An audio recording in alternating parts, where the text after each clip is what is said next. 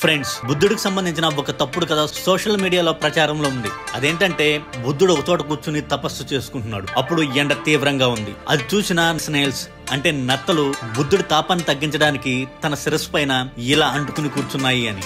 Social మీడియాలో మీరు విన్న ఈ కథ పూర్తిగా అవాస్తవం.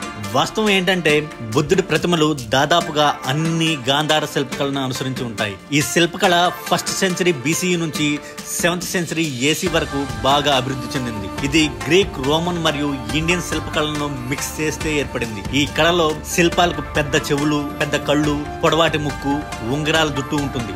మిగతా శరీరం మాత్రం ఇండియన్ శిల్పకళను పోలి ఉంటుంది. ఈ గాంధార శిల్పకళ అభివృద్ధి చెందే సమయంలోనే బౌద్ధం కూడా ఎక్కువ ప్రచారంలో ఉండడంతో ఎక్కువగా బుద్ధుడి శిల్పాలు ఈ గాంధార శిల్పకళను పోలి ఉంటాయి. ఆ కాలంలోని జైన శిల్పాలు, హిందూ దేవుళ్ళ శిల్పాలు, రాజుల శిల్పాలు కూడా ఇలాగే ఉంటాయి. అంతేగాని నత్తలు బుద్ధుడి తల మీద కూర్చున్నాయి అని చెప్పే ఈ కథ పూర్తిగా అవాస్తవం.